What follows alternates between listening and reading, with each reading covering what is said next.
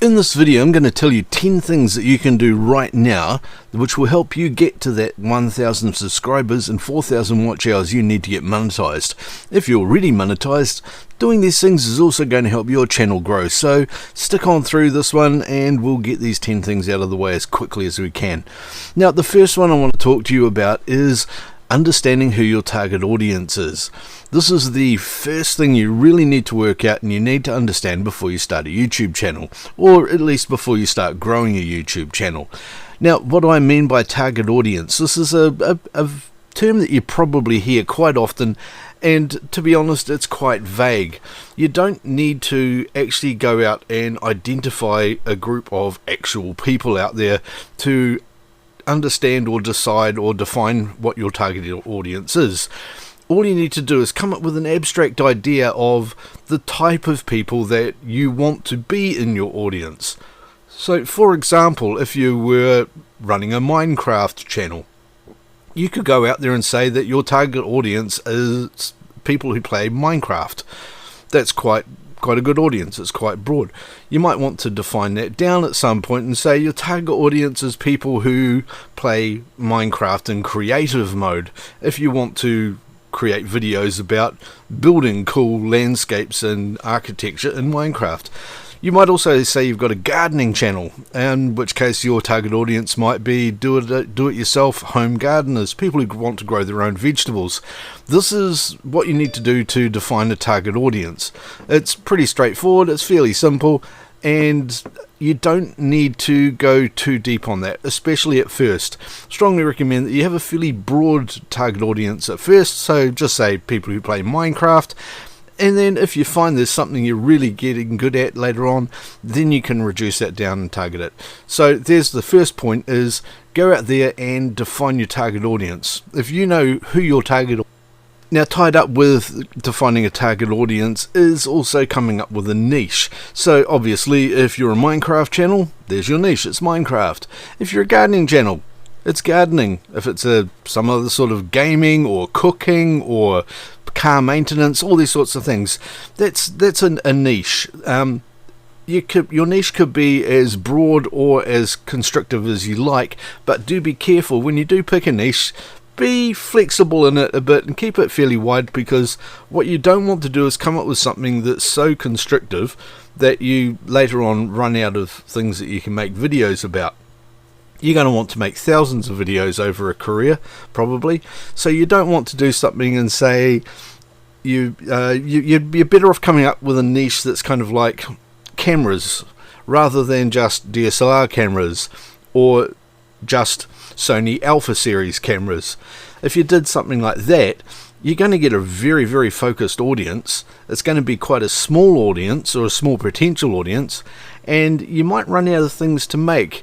Maybe you want to do all DSLR cameras, that's fine. Video or photography cameras. This is the kind of thing you need to think about. Make sure that you're coming up with something that's focused enough that you're going to get a very interested audience and you can specialize in, but not so tight, not so constricted that you're going to run out of things that you can do without just being too repetitive. A really good example of this is gaming channels. Quite often you'll see somebody starts up a channel and they're really into Fortnite, and they decide they're going to make Fortnite videos, and that's all they do. And then Fortnite starts becoming boring, or you've picked a game where suddenly there are too many people playing it, and your audience is going, okay, we've watched 100 Fortnite videos, what else you got? You want to come up with something that lets you be a bit more flexible. So maybe you want to do first-person gaming or arena gaming or something along those lines, rather than a specific game. This is just something to consider when you're picking a niche. Here's my third point. Use the end screens on all of your videos. Always use this, and drive to use that end screen as well. So make sure that you're getting people as far through your video as possible, so as many people as possible get to the end of your video and they can click on these things that you've got coming up. Here's a screenshot of one of my end screens. As you can see, I've got a subscribe button, I've got a latest video thing that you can click on, and also a video that YouTube picked which is recommended and related for the viewer, which will be different every time. These things here keep traffic going through to other videos that I've got. So when somebody watches all the way through one of my videos, they've got the opportunity here to subscribe to my channel and click on another one of my videos. YouTube really loves that. I've got other videos on how to use end screens and how to set them up.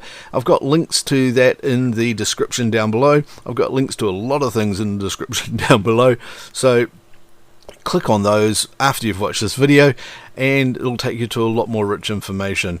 And of course, if you are using end screens or not using end screens, let me know in the comments below. Really keen to hear your thoughts on it. Here's another one that might sound obvious, but a lot of people don't do it. Have a look at other videos that are in the same niche and cover the same content type as you, and really sit back and have a look at what they're doing, how they're doing it, and why they are successful, and maybe why they're not successful in some cases. But study other videos that are in your same niche or in similar niches and learn from them. See what they're doing, see what they're not doing, and how that can help you. Particularly, have a look at channels that are having trouble, that seem to be struggling to gain viewers, and compare that to channels that seem to be getting new views and new subscriptions all the time. What's the difference? You can learn from those. That's what I've been doing, and now I'm making videos like this. Now here's another feature of YouTube that a lot of successful YouTubers use and a lot of other people don't. It's the playlists. You've all seen them there. That's the tab that you've got that's got playlists, and nobody's quite sure how to use them. And I've got a couple of tips here that will help you use playlists in a way that help YouTube find videos and help YouTube recommend more of your videos to the people who do watch what you've got already. What you need to do is create a playlist for all of your videos. So every video you publish, you put it into this playlist, and then you create other playlists that help you relate videos together. In my case, I might make a series of videos about GoPros, so I've got a My Videos playlist, and I've also got a GoPro playlist. I've also got a DJI playlist that I put my drone videos into and the other DJI products. That gives you an idea of the type of things that I'm creating playlists for. There's also the YouTube tips and hints, like this video here. I'll put that into that. Now YouTube see these playlists and they see the videos that are in the playlists and they go, well, these videos are clearly related content, which is why they're in a playlist together. So your My Videos playlist says these are all the videos that are mine. These are all of my videos. So the relationship here is you, the presenter of them, or me in the case of my ones. And then you can say these videos are all related because they're all talking about GoPros in some way. These other videos are all related because they're all talking about DJI products or drones in some way. This is how you tell YouTube how to pick related videos for your viewers to go to next. There's a much higher chance that one of your videos will pop up in the related or recommended if they've already watched another video in that playlist. So there you go. It's a great way of driving more traffic back to your channel from your own videos. There are so many channels out there that don't have good quality channel art and an intro video and a description. All of this metadata about your channel, which once again helps people find your videos. Make sure you get some really good channel art up there and have a really hard think about what you're putting into the channel art. You want a banner that looks really professional and is absolutely stunning and in some way catches the eye. It doesn't have to get people to click on something. That will come later. And don't put big subscribe and like and share buttons and things like that into it.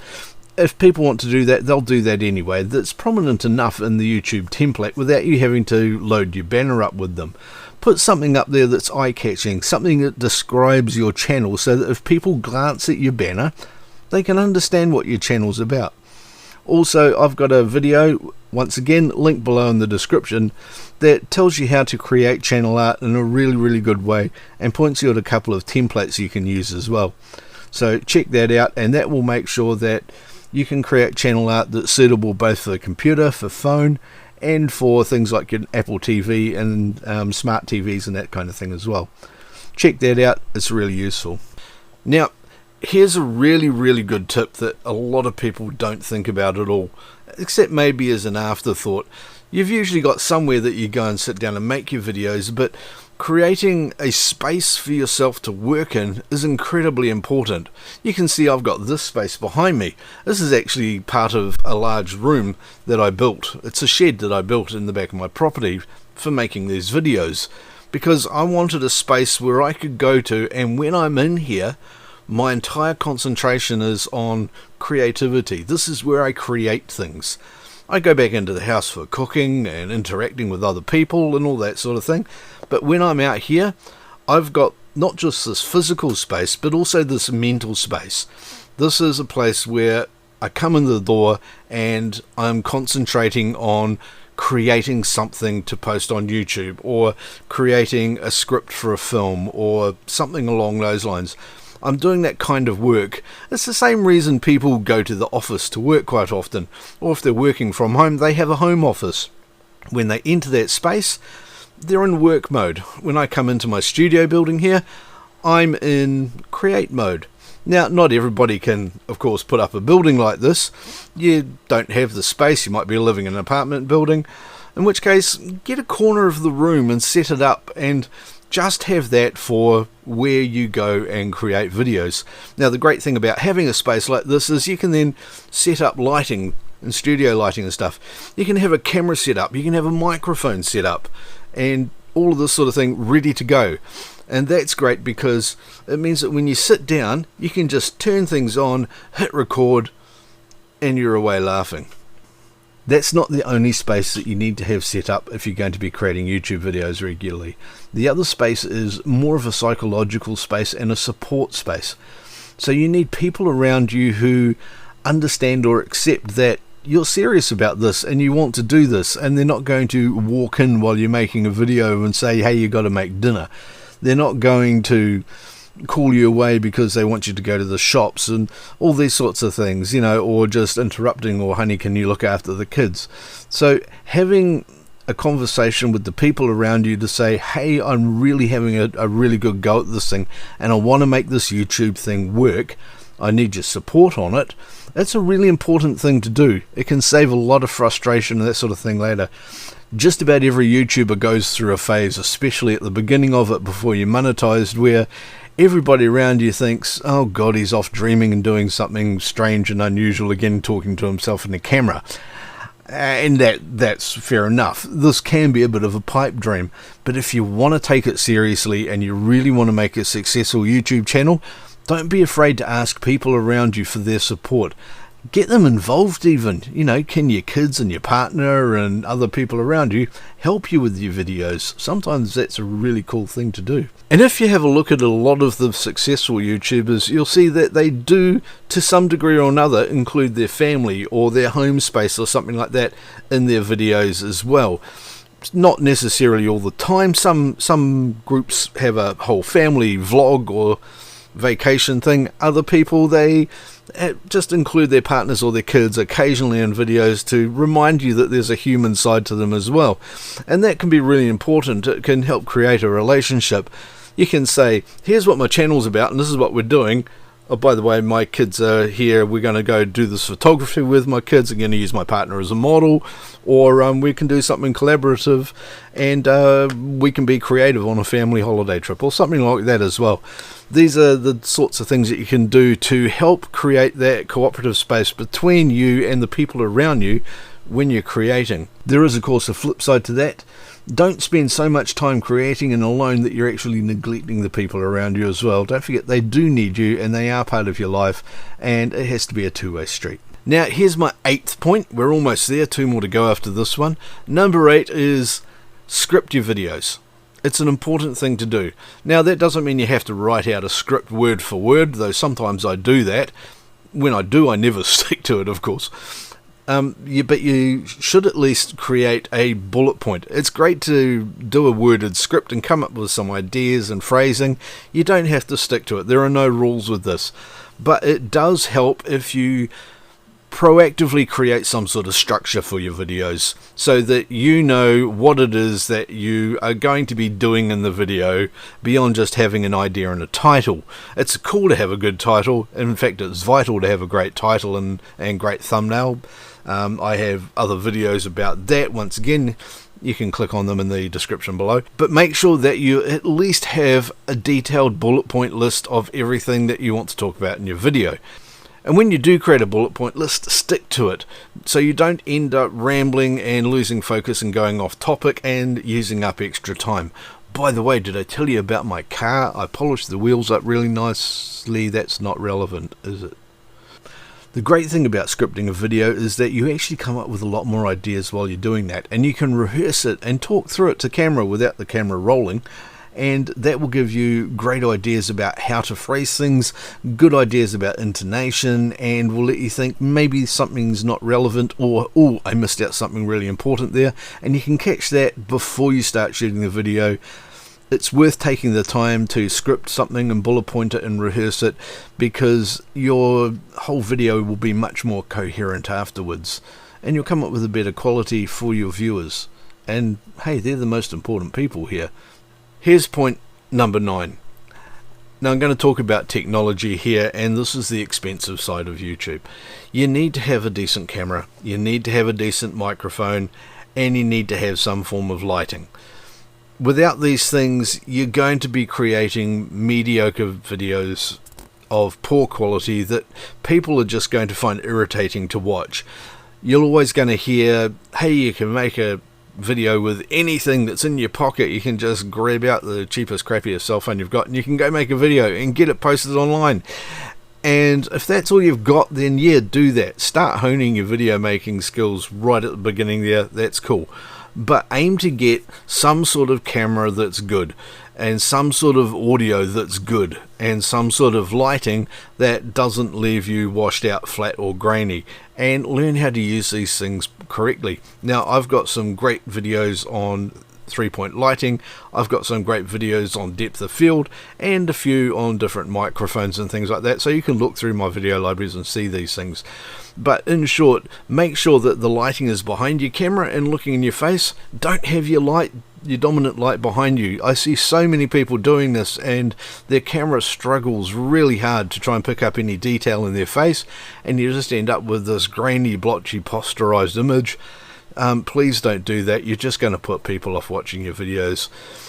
Make sure you've got a microphone that is some sort of shotgun mic. Now, I really love using the Rode Video Micro mic and the Micro LE, Lite. It's the one that's got the lightning adapter that fits in the iPhone. I use those microphones all the time because they're small, they're easy to fit into your pocket, they get great sound. It's what you're listening to right now, and you can get really tight up to them so that your voice is much more significant compared to anything in the background. I will warn you though, there is no microphone on the planet that can block out bird sounds, and that is just really annoying. Oh, and cicadas. Lighting is really easy to get. Now, here I'm using a couple of big panels in my studio because I've got them here for my filmmaking, so I use those. But quite often I use something like this light here. Now you can pick one of these up for 20 or 30 US dollars. It just takes a standard Sony battery on the back, and that is an excellent daylight corrected LED light panel, and brilliant for doing this sort of thing, and can really help you get a good clean image. So pick up some decent lighting as well. And finally, for cameras, use a cell phone. That's fine. I'm using a DSLR camera here. I've got a couple of these Sony cameras, the RX100s here, that I use. They're brilliant. You don't have to spend a couple of grand on these sorts of things. So you can pick up a Generation 5 or Generation 6 iPhone or a similar Samsung phone, and they've all got very good cameras on them. So learn how to use a combination of sound and camera and light to get a really good image. Set up an environment for yourself that shoots really well, like I have here, and you can come up with some really good quality video and clean audio and make a great video. And that brings me up to my final and 10th point.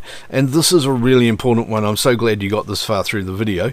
Now, what you want to do is every time you make a video, go back and watch your video 2, 3, 4 times. I know that sounds tedious and it's going to take you half an hour or something like that, or an hour.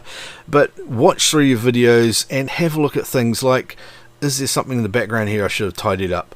Or over here, or down here, or straight in the book, which I do need to straighten. See, I've got something sitting on the shelf there, I think. I need to clean that away. Where is that? See, that. But you can tidy things up in the background. You can improve your lighting a little bit by turning that on. Alexa, lights on. And things like this all the time. Alexa, lights on. Okay. Bit of home automation to set up some light scenes. Easy thing to do, and look at the difference it can make. Every time you make a video, have a look at 1, 2, 3 things that you can improve for the next one. Always improve at least something. Check what your audio levels are like. Is your lighting okay? Can you focus a little bit better? All these sorts of things. Can you tidy up something or use better colour?